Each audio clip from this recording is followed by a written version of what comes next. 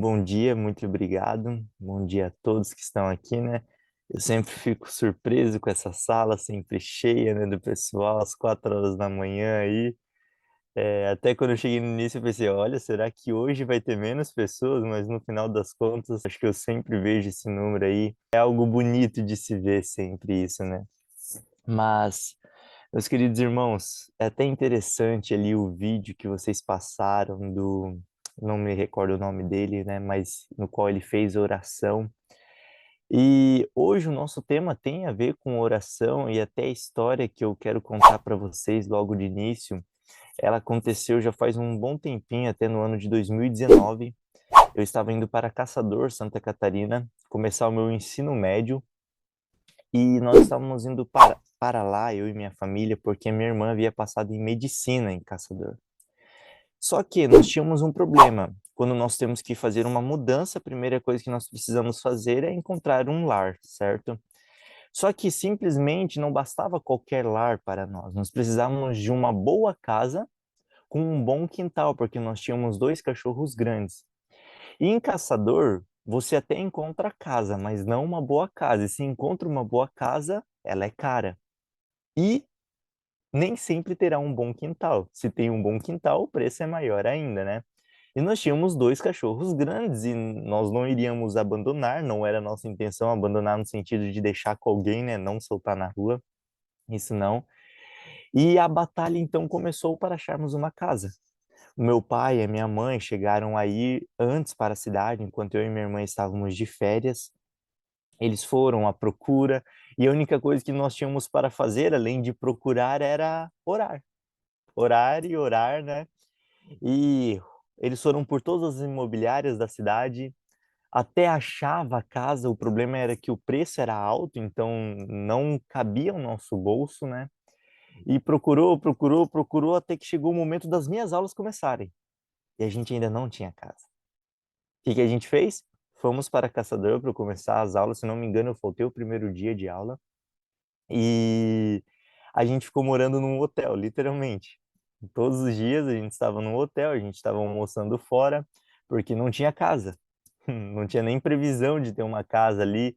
Meu pai estava tentando negociar umas casas que eram um pouco mais caras ali, né? Se baixavam o preço. Hoje a gente olha para trás que seria uma doideira se ele tivesse alugado aquelas casas.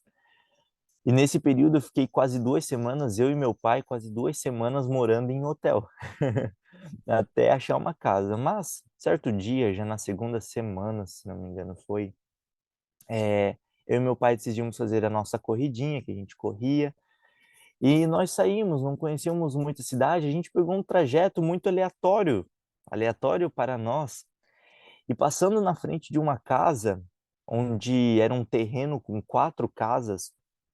Meu pai olhou, viu uma casa vazia, não tinha placa, não tinha nada, e ele decidiu, não sei o porquê, chegar e pedir se aquela casa estava vazia, desocupada e poderia ser alugada.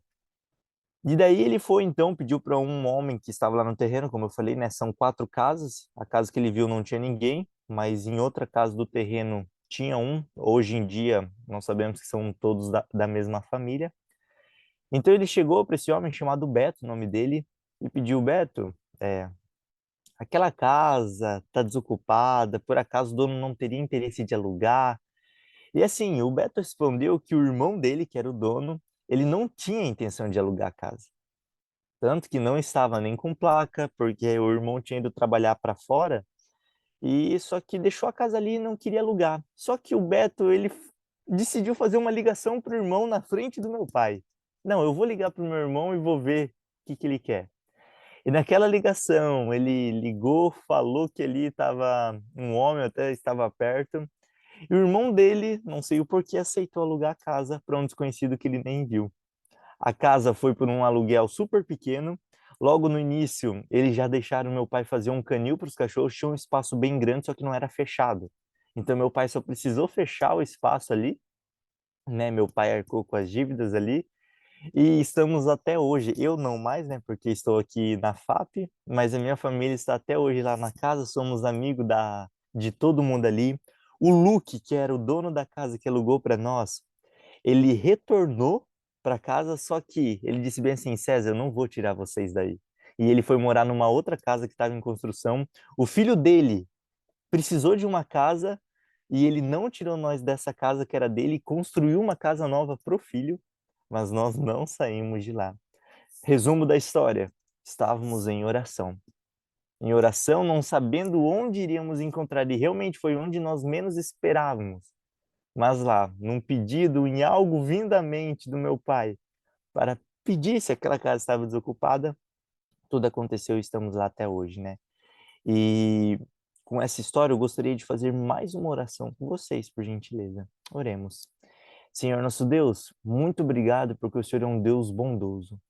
Um Deus que permite nós conversarmos contigo, ó Pai. Um Deus que realiza milagres e que sempre está com seus filhos.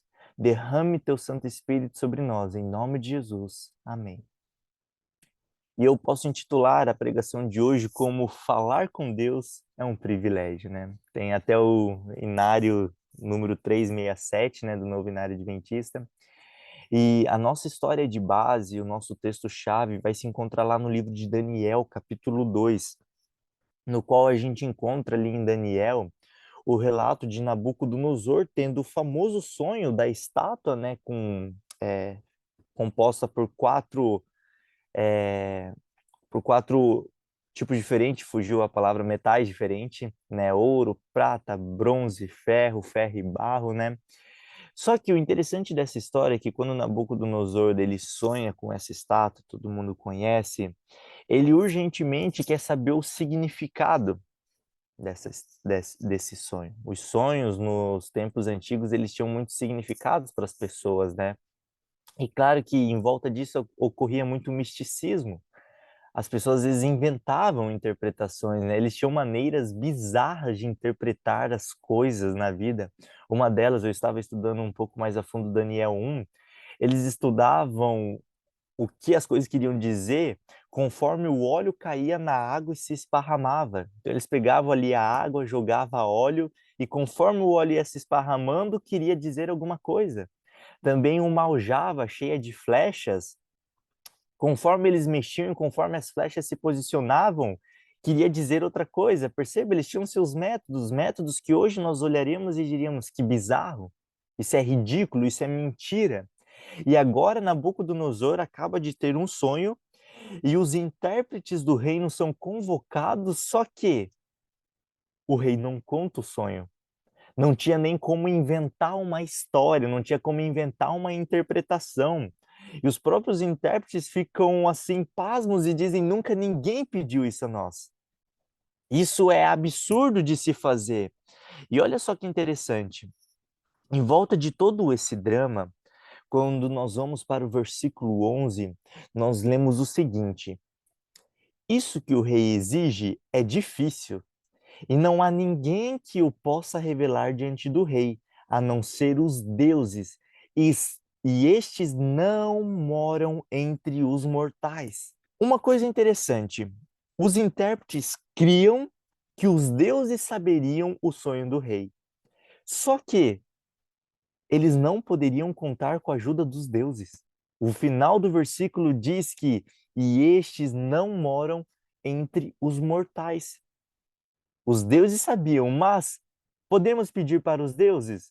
Parece que há uma negação. Não, nós não podemos porque eles não moram entre nós. Ou seja, não tem o que nós fazermos. Só que, olha o contraste agora. A sentença é dada, todos os sábios, não só os intérpretes, todos os sábios são sentenciados, né, de Babilônia para a morte.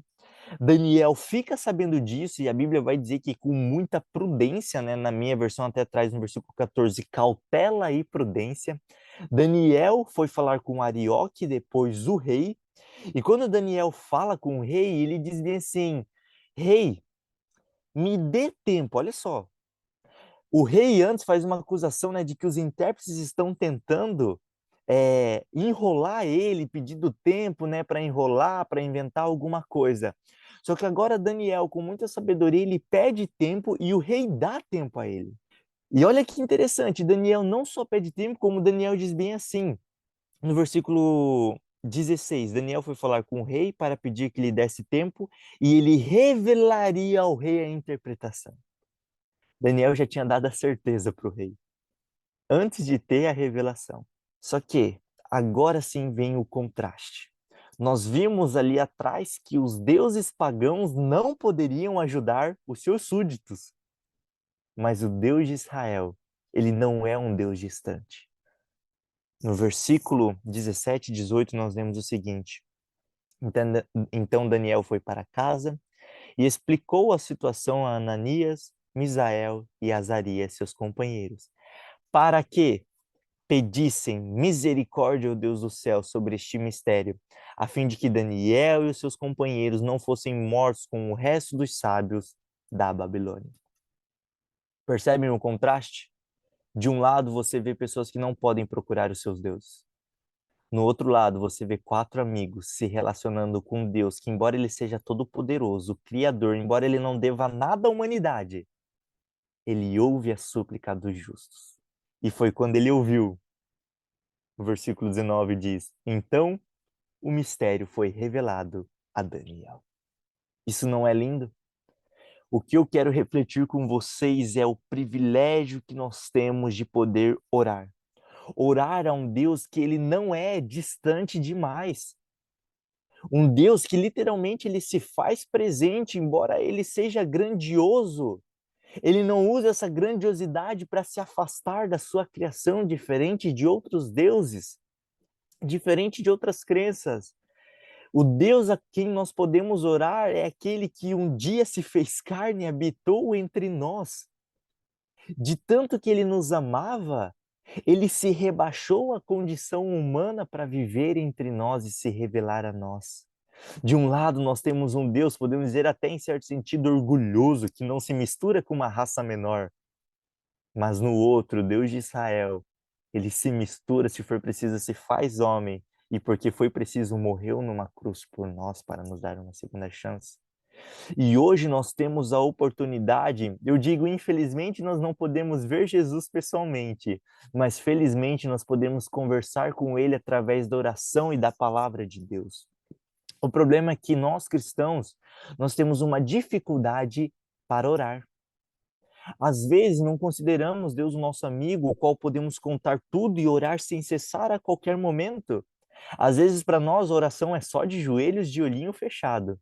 Mas eu posso orar enquanto estou trabalhando, enquanto estou viajando, enquanto estou caminhando, não é mesmo? Só que outro ponto é que comunhão com Deus envolve oração e leitura da Bíblia. Hoje nós vamos focar mais em oração. Eu digo para as pessoas, né, é bem mais fácil você passar 1 hora lendo a Bíblia do que 1 hora orando. Na realidade, nós às vezes temos dificuldade para passar desde 10, 15 minutos em oração. E vem outro ponto interessante: oração cumprida não significa oração fervorosa. Não adianta eu só enrolar na minha oração, só falar, falar, se não for de coração, se não for clamando a Deus, apenas pensando, opa, estou orando bastante, então estou agradando a Deus. Não. Na melhor oração é aquela que é de coração, que às vezes vai durar alguns minutinhos e pode durar horas também. E eu penso comigo, se tantos milagres acontecem quando nós oramos pouco, imagina se passássemos noite em oração como fazia Jesus Cristo. Não é mesmo? Imagina nós clamarmos cada vez mais ao céu, clamar cada vez mais ao Deus Todo-Poderoso. A oração, ela nos proporciona muitas coisas nessa vida. A oração é uma forma de nós suplicarmos a Deus. A oração, ela é uma das formas de nós nos santificarmos, de nós fazermos as nossas petições a Deus.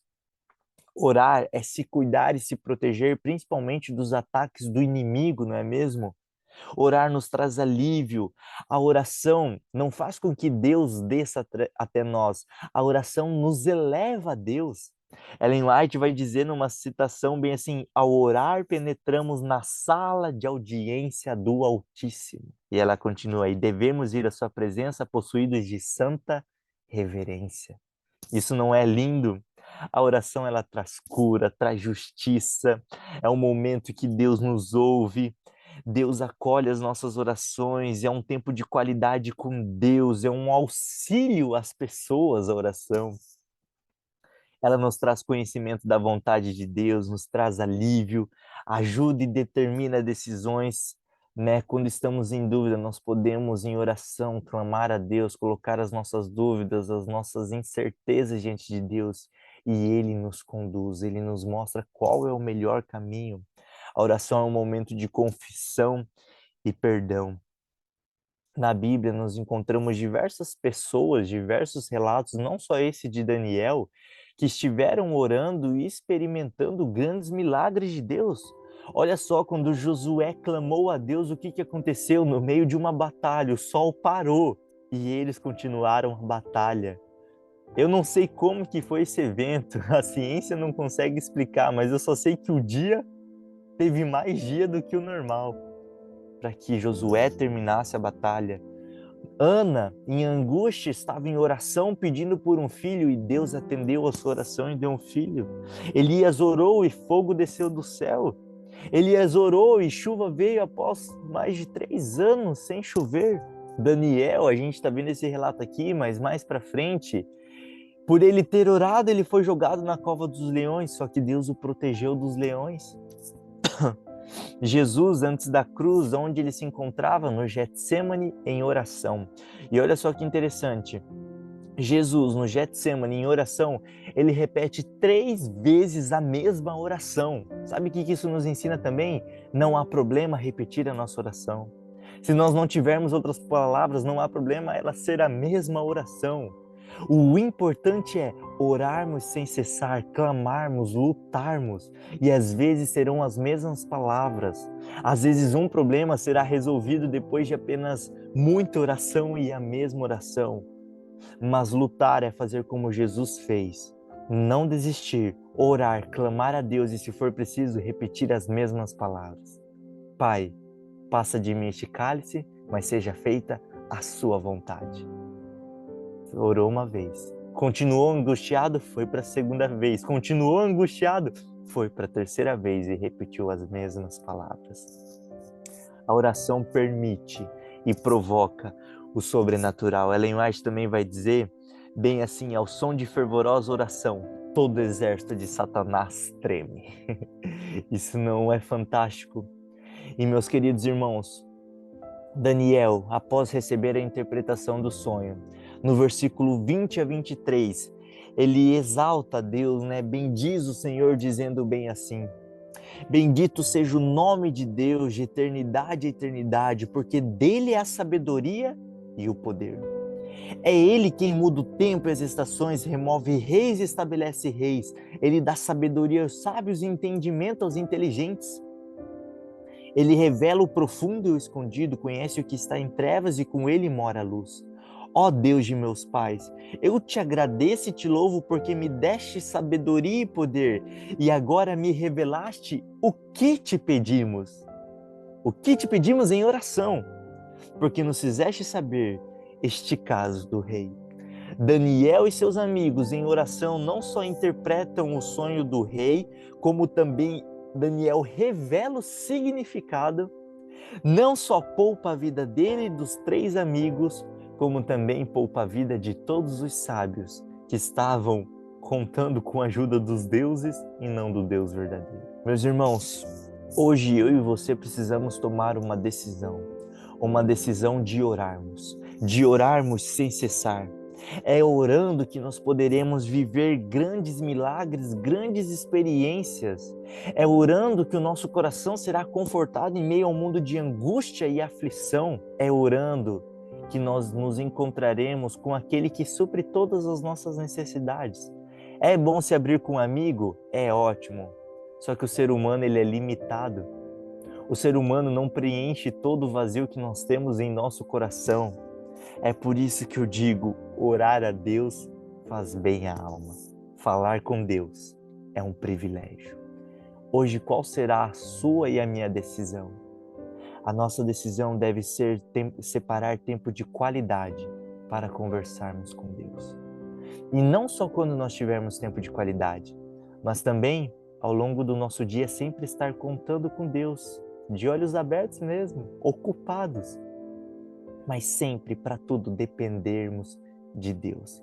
Que esse seja o meu e o seu querer, e que possamos aperfeiçoar isso que Deus nos proporcionou e nos privilegiou. Vamos fazer uma oração para encerrarmos? Oremos. Senhor nosso Deus, muito obrigado, porque na oração nós podemos estar em direto contato contigo, através da oração e da palavra. Obrigado porque o Senhor está disposto a nos ouvir e conceder aquilo que te pedimos. Obrigado porque o Senhor nos consola através da oração. Que privilégio é podermos orar diante de Ti, ó Pai, orarmos a Ti. Paizinho, nos ensine a orar, nos ajude a melhorar essa prática em nossa vida. E que possamos estar nos aproximando mais e mais de Ti. E que hoje, através dessa oração, o Senhor esteja nos abençoando, Pai, cuidando de nós, provendo as coisas, realizando milagres. Paizinho, abençoe cada pessoa que está nessa sala. Cuide de cada um, dê sabedoria a cada um, que Teu Santo Espírito habite em cada coração aqui presente, Paizinho. É isso que pedimos e agradecemos em nome de Jesus. Amém.